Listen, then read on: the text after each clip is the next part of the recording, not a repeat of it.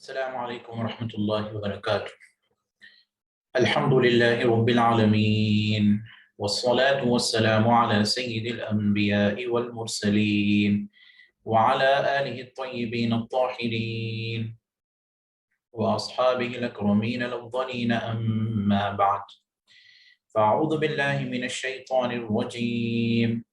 وكم قصمنا من قرية كانت ظالمة وأنشأنا بعدها قوما آخرين فلما أحسوا بأسنا إذا هم منها يركضون لا تركضوا وارجعوا إلى ما أترفتم فيه ومساكنكم لعلكم تسألون قالوا يا ويلنا إنا كنا ظالمين فما زالت تلك دعواهم حتى جعلناهم حصيدا خامدين وما خلقنا السماء والأرض وما بينهما لاعبين لو أردنا أن نتخذ لهوا لاتخذناه من لدنا إن كنا فاعلين بل نقذف بالحق على الباطل فيدمغه فإذا هو زاهق فلكم الويل مما تصفون وله من في السماوات والأرض ومن عنده لا يستكبرون عن عبادته ولا يستحسرون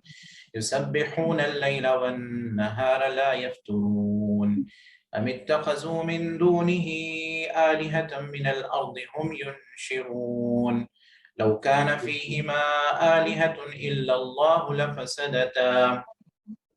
لفسدتا فسبحان الله رب العرش عما يصفون لا يسأل عما يفعل وهم يسألون أم اتخذوا من دونه آلهة قل هاتوا برهانكم هذا ذكر من معي وذكر من قبلي بل أكثرهم لا يعلمون الحق فهم معرضون صدق الله العظيم. معزز سامعین کرام،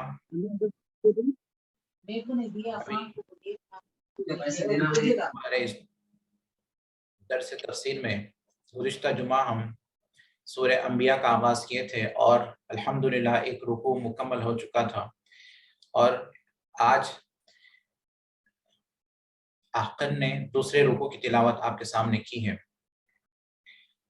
آج کے درس کا آغاز کرنے سے پہلے گزشتہ درس میں آخری 2-3 آیتوں پر کچھ باتیں کہنا تھا، وہ کہتے ہوئے انشاءاللہ آگے بڑھتے ہیں۔ گزشتہ درس میں ہم پڑھے تھے وَمَا أَرْسَلْنَا قَبْلَكَ إِلَّا رِجَالًا نُوحِي إِلَيْهِمْ فَاسْأَلُوا أَهْلَ الذِّكْرِ إِن كُنتُمْ لَا تَعْلَمُونَ، کہ یہ کفار مشرکین کا یہ اعتراض تھا کہ اگر اللہ تعالیٰ کو رسول یا نبی کسی کو بھیجنا ہوتا تو وہ ہم جیسے بشر کو کیوں بھیجتا؟ اللہ تعالیٰ فرشتوں کو کیوں رسول اور نبی بنا کر کیوں نہیں بھیجا؟ تو اللہ رب العزت ان کا رد فرماتے ہوئے فرماتا ہے وَمَا أَرْسَلْنَا قَبْلَكَ إِلَّا رِجَالًا نُوحِي إِلَيْهِمْ، کہ آپ سے پہلے ہم جس کو بھی رسول بنا کر بھیجے ہیں وہ آدمی ہی تھے۔ إِلَّا رِجَالًا، رجال کا لفظ آیا ہے تو رجال کا لفظ آنے سے اس سے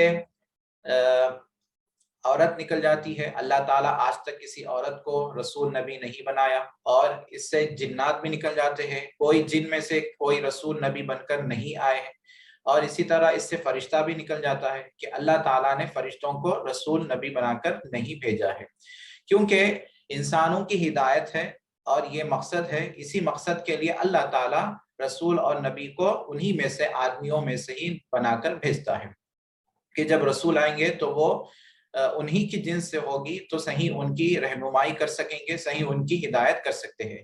اگر فرشتے کو رسول بنا کر بھیجا جاتا تو فرشتہ ایک جنس سے ہے اور انسان ایک جنس سے ہے، دونوں کے جنس مختلف ہے، تو اس میں جو ہے تضاد رہتا ہے۔ تو فرشتہ جو ہے فرشتے میں نفس نہیں ہے، اس کے پاس نفسانی خواہشات نہیں ہیں، فرشتے عبادت ہی کے لیے پیدا کیے گئے ہیں، تو اب فرشتہ آئے گا وہ عبادت کرے گا، پھر انسان جو ہے فرشتوں کو دیکھ کر یہ کہے گا کہ ہمارے پاس فرشتے کو رسول کیوں بنا کر بھیجا گیا، فرشتے میں اور انسان میں کیا مشابہت ہے، فرشتے کو جو ہے نہ سونے کی حاجت ہے، نہ کھانے کی حاجت ہے، اور نہ ان کو نفسانی خواہشات کی حاجت ہے، تو فرشتہ ہے اس لیے وہ اللہ کی عبادت کر رہا ہے، اس لیے وہ کامل ہے اور وہ کامیاب ہے۔ یہ فرشتہ ہے ہونے سے، تو ان کو یہ اعتراض ہوتا ہے۔ اور اگر اس زمین انسانوں کی ہدایت کے لیے اللہ تعالیٰ رسول بنا کر جس کو بھیجنا ہے تو ضرور ضرور وہ انسانی جنس سے ہوگا، تو ہی وہ صحیح انسانوں کی ہدایت کر سکے گا۔ اگر اس زمین میں فرشتے ہوتے تو ضرور اللہ تعالیٰ فرشتے کو ہی جو ہے نبی اور رسول بنا کر بھیجتا، جیسا کہ سورہ بنی اسرائیل میں اللہ تعالیٰ نے ارشاد فرمایا لو کان فی الارض ملائکۃ یمشون مطمئنین لنزلنا علیہم من السماء ملکا رسولا، کہ اگر اس زمین میں فرشتے ہوتے چلنے والے اطمینان کے ساتھ چلتے ہوتے تو اللہ تعالیٰ بھی جو ہے ایک فرشتے کو ہی رسول بنا کر بھیجتا ان کی ہدایت کے لیے، ان کی رہنمائی کے لیے۔ تو اللہ تعالیٰ آج تک جو ہے جس کو بھی رسول بنا کر بھیجا ہے وہ آدمی ہی تھے، کسی عورت کو، کسی جن کو، کسی فرشتے کو رسول بنا کر نہیں بھیجا۔ اور ساتھ ساتھ یہ بھی فرما رہا ہے فَاسْأَلُوا أَهْلَ الذِّكْرِ، کہ تمہارے نزدیک اے کفار مشرکین، تمہارے آس پاس یہود و نصارہ رہتے ہیں، یہ اہل کتاب ہے، ان سے تم پوچھو کہ موسیٰ علیہ السلام جو نبی بنا کر بھیجے گئے ہیں وہ انسان تھے، بشر تھے یا کوئی فرشتہ تھا؟ یا پھر عیسائیوں سے پوچھو عیسیٰ علیہ السلام وہ کیا بشر تھے یا پھر جو ہے کوئی فرشتہ تھا؟ تو وہ ضرور ضرور کہیں گے ان کے پاس علم ہے، اگر تمہیں پتہ نہیں ہے تو ان سے تم پوچھو۔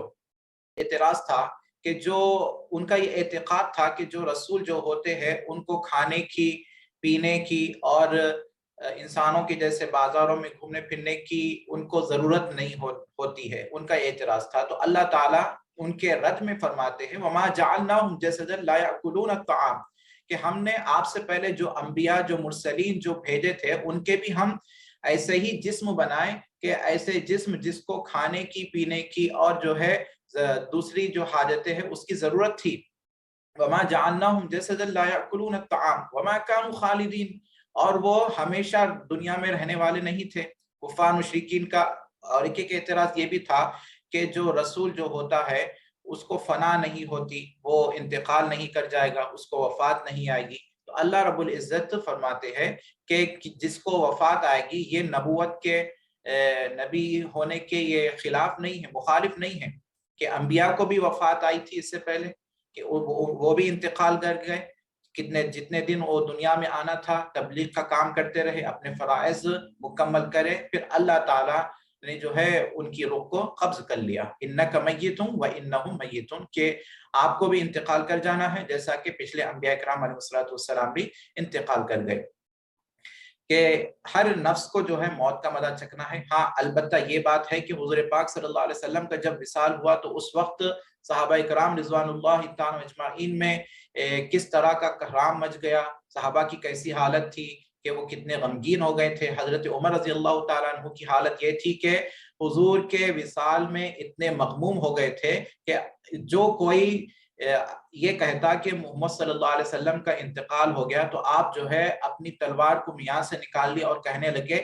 جو کوئی یہ کہے گا کہ میں اس کی جو ہے سر قلم کر دوں گا۔ اتنا جذبہ، اتنا وہ ان کی حالت ایسی ہو گئی تھی۔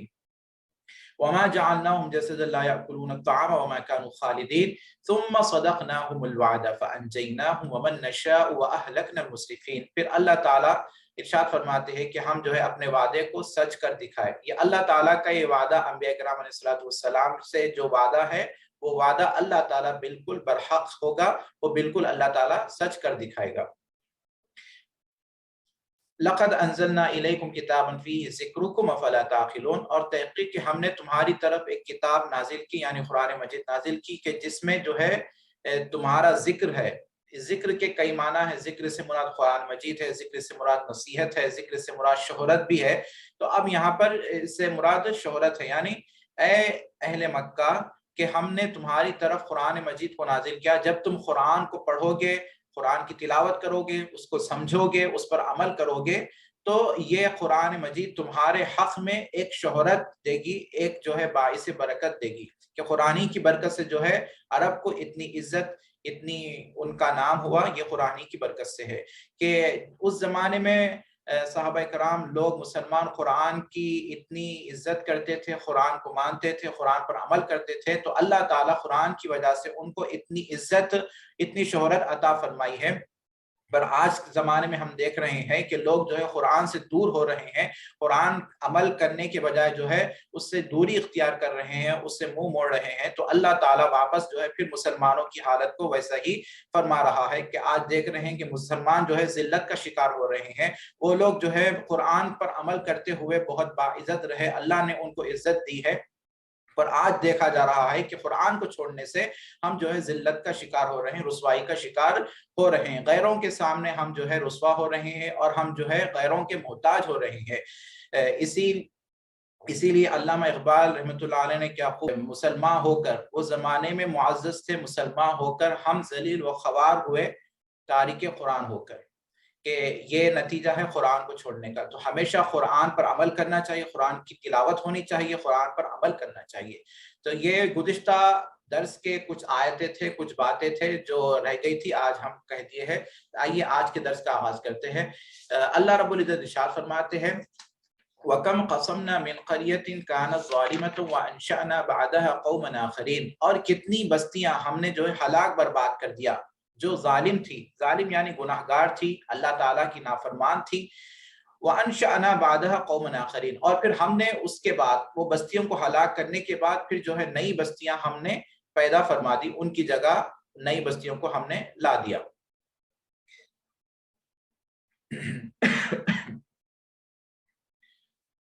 اب یہ بستیاں کون سی بستیاں ہیں اس کے بارے میں تو اب یہاں پر عام بستیاں مراد ہے، کہ اس سے پہلے بہت سی بستیاں جیسے قوم عاد، قوم سمود اور قوم مدین، یہ ساری بستیاں مراد ہو سکتی ہے، پر بعض مفسرین اکرام نے یہاں پر یہ بستیوں سے مراد یمن کی کچھ بستیاں مراد لی ہیں۔ یمن میں کچھ بستیاں تھی، دو بستیاں تھی، دو بستیاں تھی جو آیت کریمہ کا اسی سے مقصد ہے۔ ایک بستی جس کا نام کیا تھا، موسیٰ بن شینا تھا۔ یہ موسیٰ وہ موسیٰ نہیں جو بنی اسرائیل میں جو بھیجے گئے، جو موسیٰ کلیم اللہ ہے، وہ موسیٰ علیہ السلام مراد نہیں ہے۔ اور ایک دوسری بستی کی طرف ایک نبی جن کا نام شعیب تھا، ان کو بھیجے۔ وہ حضرت شعیب علیہ السلام جو قوم مدین کی طرف بھیجے، وہ شعیب علیہ جو ہے اپنے نبی کی اتباع نہیں کی، بلکہ جو ہے ان کو قتل کر ڈالا۔ تو اللہ تعالیٰ اس بستیوں پر جو ہے عذاب نازل فرمایا۔ اور یا پھر اس سے مراد یمن کی کچھ بستیاں تھی، یہ بستیاں جو ہے گناہگار تھی، ظالم تھی، انبیاء کی نافرمانی کی۔ تو اللہ تعالیٰ ان بستیوں پر وقت نصر، ایک بادشاہ گزرا، کافر بادشاہ تھا جو بہت مشہور ہے، کافر بادشاہ وقت نصر کو اللہ تعالیٰ ان بستیوں پر جو ہے مسلط فرما دیا، اور یہ وقت نصر کے عذاب سے یہ بستیاں ہلاک برباد کر دی گئی۔ وقت نصر کے بارے میں ہم پڑھے تھے کہ اس دنیا میں 4 ایسے بادشاہ تھے کہ جو ساری دنیا میں حکومت کر سکے، ساری دنیا میں بادشاہت کر سکے، ان کا راج ساری دنیا پر رہا۔ ان 4 بادشاہوں میں سے 2 بادشاہ مسلمان تھے اور 2 بادشاہ کافر تھے۔ مسلمان بادشاہوں میں سے ایک تو حضرت سلیمان علیہ السلام ہے جو ساری دنیا پر حکومت کر سکے، اور دوسرے حضرت ذوالقرنین علیہ السلام ہیں، وہ بھی جو ہے ساری دنیا، مشرق سے مغرب، ساری دنیا پر جو ہے وہ حکومت کر سکے۔ اور کافر بادشاہوں میں سے ایک تو بخت نصر ہے اور دوسرا نمرود ہے۔ نمرود بھی جو ہے ساری دنیا پر وہ حکومت کرا۔ اب جیسے دوسرے جو بادشاہ جیسا فرعون ہے، فرعون ساری دنیا پر وہ حکومت نہیں کر سکا، فرعون صرف مصر میں اس کی حکومت چلتی تھی، بلکہ یہ جو بادشاہ ہے، 4 بادشاہ ہے، ان کی حکومت ساری دنیا میں چلتی تھی۔ وَكَمْ قَصَمْنَا مِنْ قَرْيَةٍ كَانَتْ ظَالِمَةً وَأَنشَأْنَا بَعْدَهَا قَوْمًا آخَرِينَ، یہاں پر قسمنا کا لفظ لایا ہے، اہلکنا کا لفظ نہیں لایا ہے۔ اہلکنا کے معنی ہلاک کرنے کے آتے ہیں صرف، اور قسمنا میں بہت زیادہ مبالغہ ہے، تاکید ہے کہ بہت بری طرح سے ہم وہ بستیوں کو ہلاک کر دیے، اس لیے قسمنا کا لفظ آیا ہے۔ بہت سی بستیوں کو ہم نے ہلاک برباد کر دیا۔ وَأَنشَأْنَا بَعْدَهَا قَوْمًا آخَرِينَ، تو اللہ تعالیٰ کفار مکہ کو ان ساری بستیوں کے بارے میں بتا رہے ہیں تاکہ کفار مکہ یہ باتیں سن کر عبرت حاصل کرے، نصیحت حاصل کر سکے۔ اس سے پہلے حضور پاک صلی اللہ علیہ وسلم سے پہلے بہت سی بستیاں ہلاک برباد ہوئی۔ وہ بستیاں آتی تھی، تھوڑی تھوڑی بستیاں رہتی تھی، جیسے ابراہیم علیہ السلام کی بستی، بنی اسرائیل تھی، اور قوم عاد تھی، قوم ثمود تھی۔ یہ بستیاں جب جب نافرمانی کرتی رہی، اللہ تعالیٰ ان ساری بستیوں کو ہلاک برباد فرما دیا۔ اب کفار اہل مکہ میں حضور پاک صلی اللہ علیہ وسلم جلوہ افروز ہے، اس لیے اس بستی کو جو ہے اللہ تعالیٰ ہلاک برباد نہیں کر سکتا، اللہ عذاب نہیں بھیج سکتا، کیونکہ اس میں حضور پاک صلی اللہ علیہ وسلم جلوہ افروز ہے۔ ہاں، پر یہ قوم قیامت کے عذاب سے بچ نہیں سکتی۔ ہاں، دنیا میں جو ہے حضور پاک صلی اللہ علیہ وسلم کے طفیل یہ بڑے عذاب سے، بڑی ہلاکت سے تو بچ رہی ہے، پر قیامت میں جو ہے ان کا انجام بہت برا انجام ہوگا۔ فلما احسوا بأسنا اذا هم منها يركضون، جب یہ بستی والوں پر جب عذاب اللہ تعالیٰ عذاب نازل فرمایا، جب یہ ہمارے عذاب کو محسوس کیے، ابھی عذاب آیا نہیں بلکہ عذاب کو جب محسوس کیے تو وہ وہاں سے بھاگ رہے تھے، تیزی کے ساتھ وہ بستیوں کو چھوڑ کر جو ہے بھاگ رہے تھے تاکہ اللہ تعالیٰ کے عذاب سے بچ سکے۔ کیا بھاگنے سے اللہ کے عذاب سے بچ سکتے ہیں؟ ہرگز ہرگز نہیں۔ جب اللہ تعالیٰ کا عذاب آ جائے گا کہ آدمی کو جو ہے وہ عذاب پکڑ لے گا۔ اذا هم منها يركضون، رکضا یرکضو کے معنی اصل جانور کو بھگانے کے لیے، جانور کو دوڑانے کے لیے اپنا پیر مارنے کو رکض کہتے ہیں، یعنی پیر زمین پر مارنا اس کو رکض کہتے ہیں، اور اس کے مرادی معنی تیز دوڑنے کے آتے ہیں۔ عربی کے کچھ الفاظ ایسے ہیں کہ جس کے معنی ایک الفاظی معنی آتے ہیں اور دوسرے مفہومی معنی مراد ہوتے ہیں۔ تو رکض کے اس کے اصل معنی کیا آتے ہیں؟ ایڑ لگانا، اور اس کے مرادی معنی کیا آتے ہیں؟ تیز دوڑنا۔ اسی طرح حضرت ایوب علیہ السلام کے لیے فرمایا گیا تھا اُرْكُضْ بِرِجْلِكَ هَذَا مُغْتَسَلٌ بَارِدٌ وَشَرَابٌ۔ حضرت ایوب علیہ السلام ایک بیماری میں مبتلا تھے، کئی سالوں تک وہ بیماری میں تھے، آپ کے جسم میں مبارک پر جو ہے سب چھالے وغیرہ آ گئے تھے، اتنی آزمائش اللہ تعالیٰ نے ان کو دی تھی۔ پھر آخر میں اللہ تعالیٰ نے ان کو حکم فرمایا کہ آپ جو ہے اپنا پیر زمین پر ماریے، تو ماننے سے کیا ہوا؟ وہاں سے ایک چشمہ نکل گیا، پانی کا چشمہ نکل گیا۔ ھذا مغتسل بارد وشراب، تو یہ چشمے سے حضرت ایوب علیہ السلام غسل فرمائے اور یہ چشمے کا پانی آپ جو ہے پیتے تھے، تو اس سے اللہ تعالیٰ آپ کو شفا عطا فرمائی۔ اذا هم منها يركضون لا تركضوا وارجعوا الى ما اترفتم فيه ومساكنكم لعلكم تسألون، جب یہ بستی والے جب اللہ کے عذاب کو دیکھ کر جب بھاگنا چاہے تو اللہ تعالیٰ کا حکم ہوا لا تركضوا، مت بھاگو، مت دوڑو، وارجعوا الى ما اترفتم فيه، تاکہ جو ہے تم اپنے عیش آرام کے جگہ کی طرف لوٹ جاؤ، عیش آرام کی طرف لوٹو، کہ تمہاری جو بستیاں تھی، تمہارے جو محلات تھے جس میں تم رہتے تھے اور جس پر تم فخر فاقہ کرتے تھے، اس کی طرف جاؤ، لعلکم تسألون، تاکہ جو ہے تم سے سوال کیا جائے گا۔ یعنی ان کی طرف یہ حقارت دی جا رہی ہے کہ تم جو ہے اپنی بستیوں کو چھوڑ کر کہاں جا رہے ہو، اللہ کے عذاب سے تم بچ نہیں سکتے، بلکہ تم جو ہے اپنے محلات کی طرف، اپنے منزلوں کی طرف جاؤ، دیکھو جس پر تم ناز کرتے تھے کہ تمہارے محلات تمہیں بچائیں گے اللہ کے عذاب سے، یا پھر تمہارے جس کو تم دوست بنا رکھے تھے وہ تو دوست تمہارے کام آئیں گے، کوئی کام نہیں آ سکتا اللہ تعالیٰ کے عذاب کے سامنے۔ اللہ تعالیٰ کا عذاب آ گیا، اب تمہیں ہلاکی، بربادی کے علاوہ اور کچھ نہیں ہوگا۔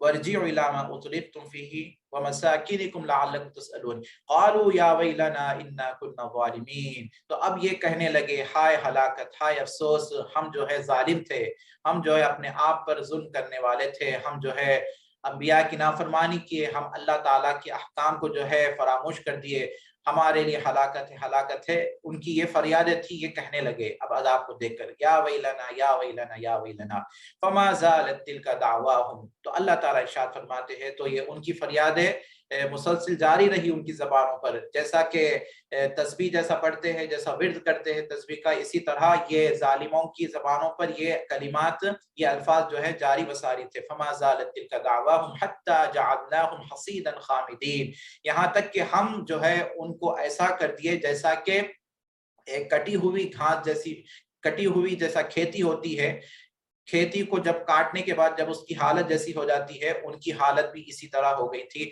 ان کے بستیاں، ان کے گھر، ان کے محلات سب اسی طرح ہو گئے تھے۔ خامدین، ایسی ہو گئے جیسے جو ہے کوئی باغ پر جو ہے آگ لگ جاتی، پھر آگ بجھنے کے بعد جیسا وہ باغ کی حالت رہ جاتی، اس طرح ان کے گھروں کی، ان کے محلات کی حالت اسی طرح ہو گئی تھی۔ حتی جعلناہم خامدین وما خلقنا السماء والارض وما بینہما لاعبین، کہ ہم نے آسمان کو اور زمین کو کھیل کود کے لیے پیدا نہیں کیا، دل لگی کے لیے پیدا نہیں کیا۔ آسمان کے اور زمین کے پیدا کرنے میں مقصد ہے کہ اللہ تعالیٰ انسانوں کو پیدا فرمایا اور اللہ نے آسمان اور زمین کو پیدا فرمایا۔ آسمان اور زمین اللہ تعالیٰ کی عظیم مخلوقات میں سے ہے کہ اللہ تعالیٰ قرآن مجید میں بار بار ان کا ذکر فرماتا ہے اور فرماتا ہے کہ آسمان اور زمین کی خلقت میں ضرور اللہ تعالیٰ کی مصلحتیں ہیں، کچھ مقاصد ہے۔ آسمان ہے، زمین ہے اور اللہ تعالیٰ کی جتنی بھی مخلوقات ہیں، ہم جب دیکھیں گے سورج ہے، چاند ہے، ستارے ہے، درخت ہے، حجر ہے، پہاڑ ہے، یہ سارے چیزیں اللہ تعالیٰ نے پیدا فرمائے اور اس میں مقصد ہے۔ اور یہ کس کے لیے اللہ تعالیٰ نے پیدا فرمایا؟ یہ اللہ نے انسانوں کے لیے پیدا فرمایا۔ اللہ نے ان سب کو پیدا فرما کر جو ہے ان سب کو انسان کے لیے، انسان کے تابع کر دیا، انسان کے مسخر بنا دیا۔ یہ ساری چیزیں انسانوں کی خدمت میں لگی ہوئی ہے۔ اور اللہ تعالیٰ نے انسانوں کو پیدا فرمایا کس کے لیے؟ کہ اللہ تعالیٰ کی عبادت کے لیے۔ حدیث قدسی ہے جس میں اللہ رب العزت ارشاد فرماتے ہیں، اے ابن آدم، میں نے ہر چیز کو تیرے لیے پیدا کیا۔ میں نے کائنات میں جتنی بھی چیزیں ہیں، آسمان ہے، زمین ہے، سورج ہے، چاند ہے، ستارے ہے، سمندر ہے، پہاڑ ہے، درخت ہے، حجر ہے، سب کو میں نے تیرے لیے پیدا کیا اور تجھے میں اپنے لیے پیدا کیا۔ تیرا مقصد کیا ہے؟ تیرا اس دنیا میں آنے کا مقصد میری عبادت کرنا ہے۔ اگر تو اس مقصد میں کامیاب نہیں ہوتا تو تو جو ہے بہت ہی ذلیل اور بہت ہی رسوا ہے کہ ہم نے جو ہے تجھے اتنی عزت دی، تیرا اکرام کیا، تجھے اشرف المخلوقات بنایا اور ہر چیز کو تیرے تابع کر دیا، ہر چیز کو تیرے مسخر کر دیا، اور پھر جو ہے اس کے باوجود اگر تو اپنے خالق کو نہیں پہچان رہا ہے، اپنے خالق کی عبادت سے دور ہے، تو سمجھ لے تیری ہلاکت بربادی ہے، تو بہت رسوا ہے، تو جو ہے جانوروں سے بدتر ہے، تو نباتات سے بدتر ہے، تو جمادات سے بدتر ہے، جبکہ تیرا وجود اس کائنات میں سب سے اشرف ہے۔ اگر تو اپنے مقصد میں کامیاب نہیں ہو رہا ہے تو یہ تیری ذلت اور رسوائی ہے۔ تو اللہ رب العزت جو ہے فرماتے ہیں کہ ہم نے آسمان اور زمین کو جو ہے کھیل کود کے لیے، دل لگی کے لیے نہیں پیدا کیا۔ تو کفار مشرکین کو اس سے نصیحت لینا چاہیے کہ ہم نے یہ سارے کائنات کو بنائے ہیں، انبیاء کو ان کی ہدایت کے لیے بھیجا ہے، مرسلین کو بھیجا ہے، اس کے باوجود وہ دنیا میں آئے ہیں۔ دنیا میں آنے کا مقصد وہ اس سے جو ہے بے پرواہ ہے، دنیا میں آنے کے مقصد سے وہ بالکل لاپتہ ہے، بالکل بے پرواہ ہے۔ ان کو چاہیے کہ اللہ نے یہ ساری کائنات پیدا فرمایا اور ان کو پیدا فرمایا ان کی ہدایت کے لیے، پر وہ جو ہے اس کا غلطی مطلب اٹھا رہے ہیں۔ وہ یہ سمجھتے ہیں کہ انسان دنیا میں آیا ہے کچھ دن، دنیا کو، زندگی کو جو ہے ایک انجوائمنٹ کا ذریعہ بنا لیا ہے کہ انسان دنیا میں آیا ہے، کچھ دن رہے گا، کھائے گا، پیے گا، پھر چلے جائے گا۔ کیا یہی مقصد ہے دنیا کا؟ ہرگز ہرگز ایسا نہیں ہے۔ وَمَا خَلَقْتُ الْجِنَّ وَالْإِنسَ إِلَّا لِيَعْبُدُونَ۔ زندگی میں آنے کا مقصد سمجھنا ہے کہ اللہ نے ہمیں کیوں اتنی زندگی دی، ہماری سانسیں دی، ہر سانس پر اللہ کا شکر ہونا چاہیے۔ وَمَا خَلَقْنَا السَّمَاءَ وَالْأَرْضَ وَمَا بَيْنَهُمَا لَاعِبِينَ لَوْ أَرَدْنَا أَن نَّتَّخِذَ لَهْوًا لَاتَّخَذْنَاهُ مِن لَّدُنَّا إِن كُنَّا فَاعِلِينَ۔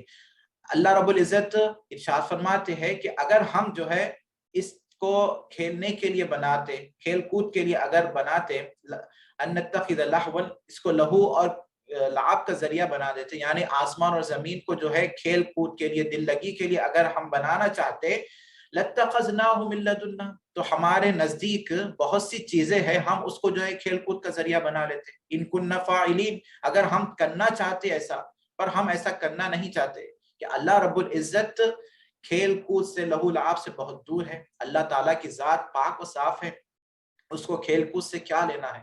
پر کفار مشرکین کو سمجھانے کے لیے اللہ رب العزت بتا رہے ہیں کہ جو ہے آسمان اور زمین کی جتنی بھی کائنات ہے، سب کے سب انسان کے لیے مسخر کر دی گئی ہے۔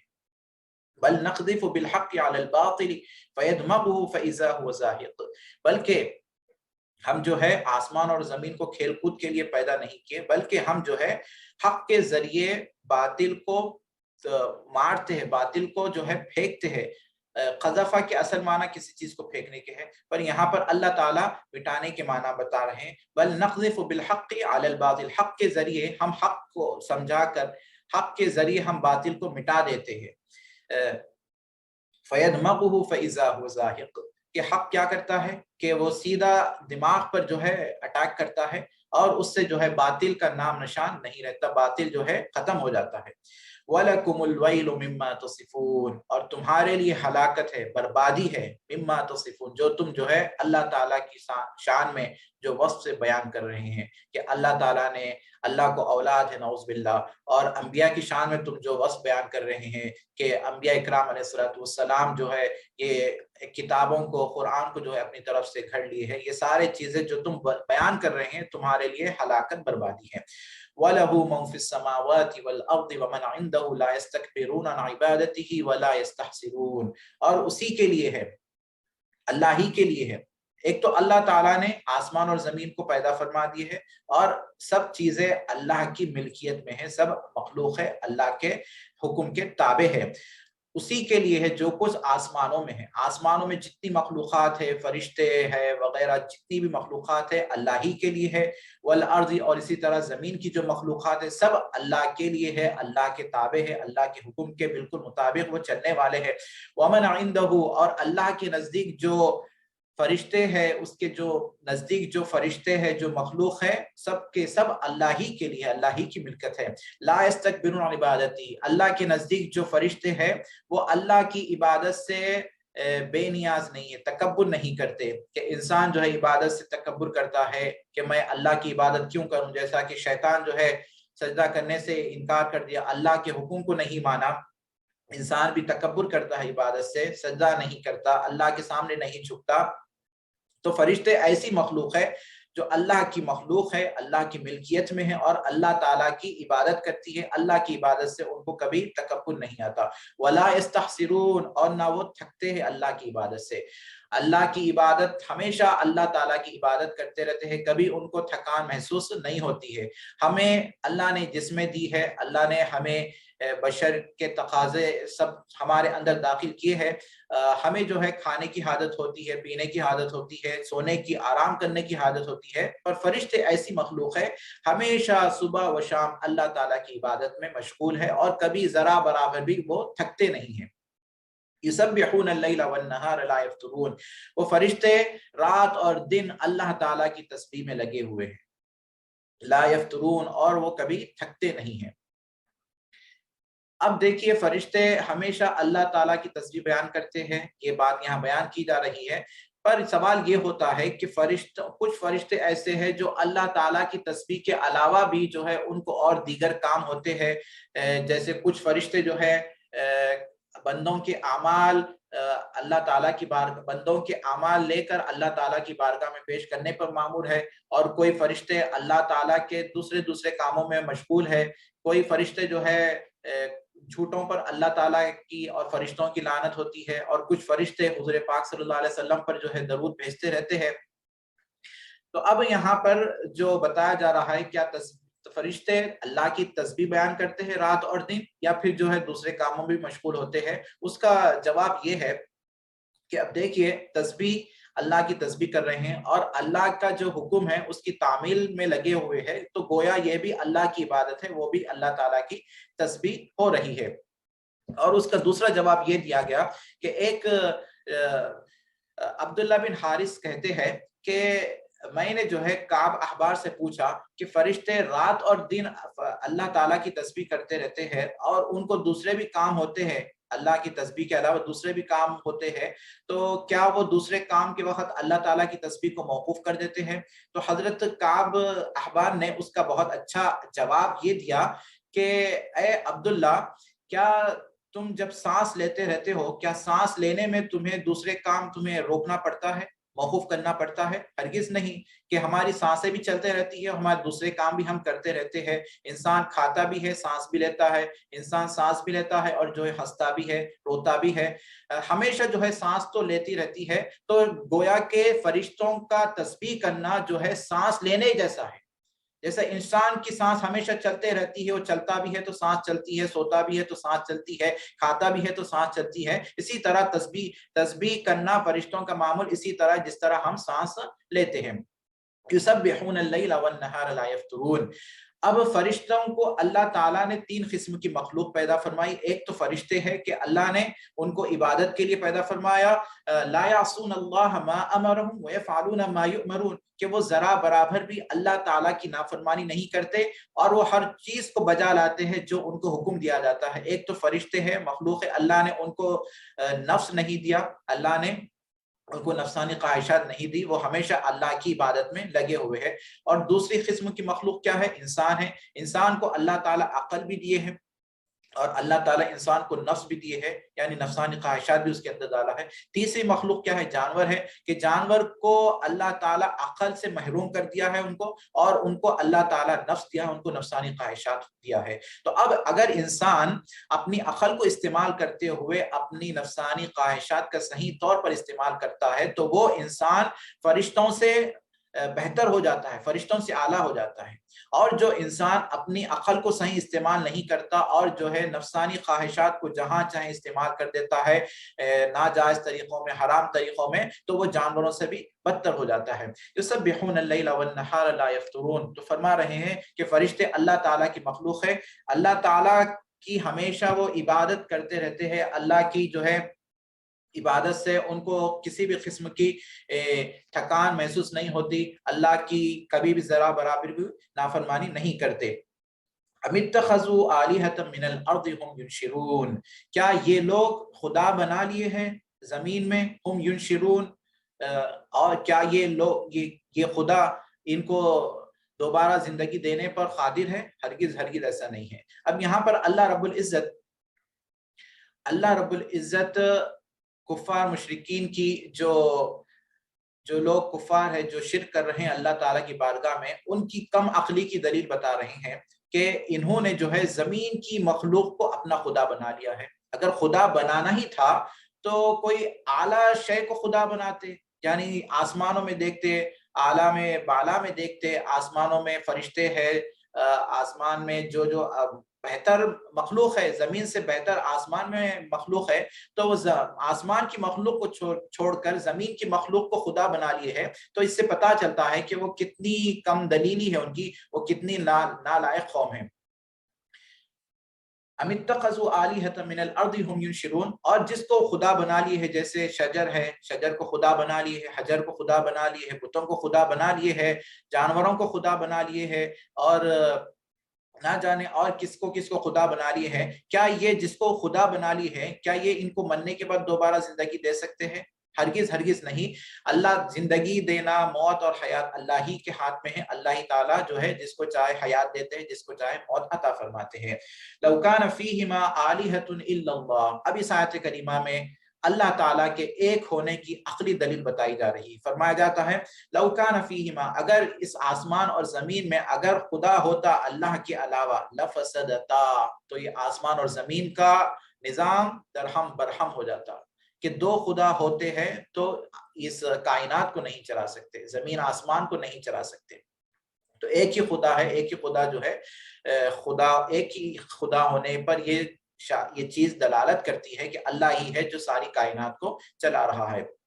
لفظتا, تو درہم برہم کیسا ہو سکتے؟ اب جیسے مثال کے طور پر اب دو خدا ہے, اب ایک خدا کا فیصلہ یہ ہوگا کہ بارش برسائے اور دوسرا خدا وہ فیصلے پر راضی نہیں ہوگا.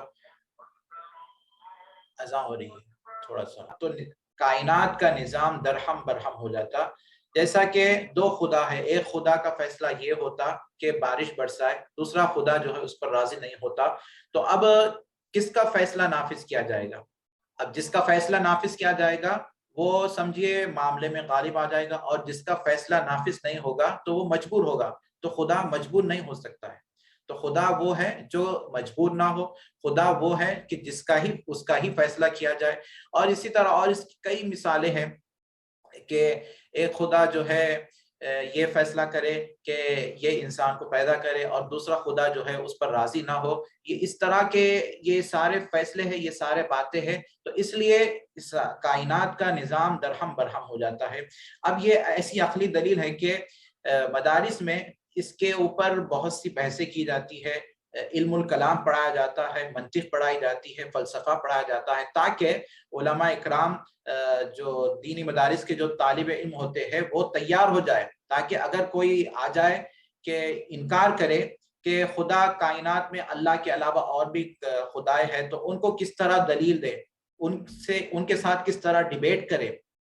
تو اس لیے ہر طالب علم کو، دینی مدارس کے طالب علم کو علم کلام پڑھنا ضروری ہے کہ ان کو بتانا چاہیے کہ کس طرح اللہ کے ایک ہونے پر جو ہے یہ ثابت کیا جا سکتا ہے۔ جیسا کہ بہت سے واقعات ہیں، امام اعظم ابو حنیفہ رحمۃ اللہ علیہ کے پاس کتنے مرتبہ جو ہے دہریے آتے تھے اور جو ہے سوالات کرتے تھے کہ بتائیے خدا ایک کیسا ہے۔ کبھی جو ہے ایک آپ جو ہے چراغ کے ذریعے سے ان کو دلائل دیتے تھے کہ چراغ کی روشنی دیکھو، اللہ تعالیٰ ایک ہے، اللہ کا نور جو ہے ساری کائنات میں جگمگا رہا ہے، تو اس کی مثال حضرت امام اعظم ایک چراغ کے ذریعے دیتے۔ اب دیکھو تم، یہ چراغ ہے، چراغ کی روشنی کو تم جو ہے محدود کر سکتے ہو کوئی ایک سمت میں؟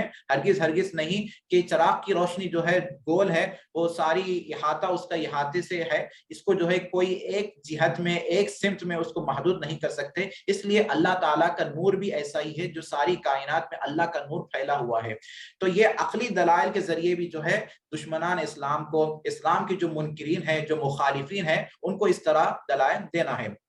لو کان فیہما آلہۃ الا اللہ لفسدتا، اگر کچھ لوگ تو یہاں پر یہ اعتراض کرتے ہیں کہ ہاں دو خدا ہوتے ہوئے نظام کائنات نظام کو چلا سکتے ہیں، اس دنیا آسمان کو چلا سکتے ہیں، وہ کیسا؟ وہ یہ کہتے ہیں کہ مشورے کے ذریعے، کہ دو خدا ہے، سمجھیے دونوں آپس میں باہمی مشورہ کر لے، اس سے جو ہے فیصلے ہو سکتے ہیں، احکام وہ جاری کر سکتے ہیں۔ پر اس کا جواب یہ ہے، علماء کرام نے اس کا جواب یہ دیا ہے کہ خدا وہ ہوتا ہے اس کو کسی سے مشورہ کرنے کی ضرورت نہیں ہوتی ہے۔ خدا جو ہے قادر مطلق ہوتا ہے، وہ کوئی فیصلہ نافذ کرنا چاہے وہ فوراً نافذ کر دیتا ہے، بندوں کو مشورہ کرنے کی حاجت ہوتی ہے۔ تو اب مثال کے طور پر اگر مشورہ اس کو بھی مان لے کہ دو خدا آپس میں باہمی مشورہ کر کے کائنات کے نظام کو چلا سکے، اب اگر میں ایک مشورہ دوں اور ایک دوسرا آدمی ایک مشورہ دیتا ہے، دونوں کا مشورہ ضروری نہیں ہے کہ ایک جیسا ہو، دونوں کے مشورے میں جو ہے تضاد ہو جاتا ہے، تفاوت آ جاتا ہے، کانٹرڈکشن ہو جاتا ہے، تو اب اس وقت کس کے مشورے پر عمل کیا جائے؟ تو ظاہر سی بات ہے کوئی ایک کے مشورے پر عمل کرنا پڑے گا۔ اب جس کا مشورہ تسلیم کیا جا رہا ہے، قبول کیا جا رہا ہے، تو وہ خدا ہے، وہ قادر مطلق ہے۔ جس کے مشورے کو نہیں لیا جا رہا ہے تو وہ مجبور ہو گیا، تو خدا مجبور نہیں ہو سکتا، اس کا فیصلہ، اس کا مشورہ اگر نہ لیا جائے تو وہ خدا نہیں ہو سکتا۔ تو ایسی بہت سی مثالیں دی گئی ہے۔ وسبحان اللہ، تو اللہ تعالیٰ پاک ہے، وہی جو ہے ایک ہی خدا ہے، وہی عبادت کے لائق ہے۔ وسبحان اللہ رب العرش عما یصفون، اللہ تعالیٰ پاک ہے، وہی عرش کا رب ہے، عرش کا پروردگار ہے۔ عما یصفون، پاک ہے، کس سے پاک ہے؟ جو یہ لوگ اللہ تعالیٰ کی شان میں جو وصف بیان کر رہے ہیں۔ لا يسأل عما يفعل وهم يسألون، کہ اس سے پوچھا نہیں جائے گا جو وہ کرتا ہے۔ اللہ تعالیٰ جو بھی کرتا ہے وہ اپنی مرضی سے، اپنے منشے سے، اپنی مصلحت سے وہ کرتا ہے، اور اس کے کرنے پر کوئی کسی کو حق نہیں ہے کہ اس سے سوال کیا جائے کہ آپ نے ایسا کیوں کیا، آسمان 7 آسمان کیوں بنائے، سورج صرف ایک ہی کیوں بنایا، چاند صرف ایک ہی کیوں بنایا، اور ستارے اتنی تعداد میں، لامحدود تعداد میں کیوں بنائے؟ کوئی اس سے سوال نہیں کر سکتا۔ وَهُمْ يُسْأَلُونَ، بلکہ بندوں سے جو ہے سوال کیا جائے گا۔ یہیں پر اکتفا کرتے ہیں، آئیے اللہ تعالیٰ سے الحمدللہ رب العالمین۔ اللہم صلی علی سیدنا و نبینا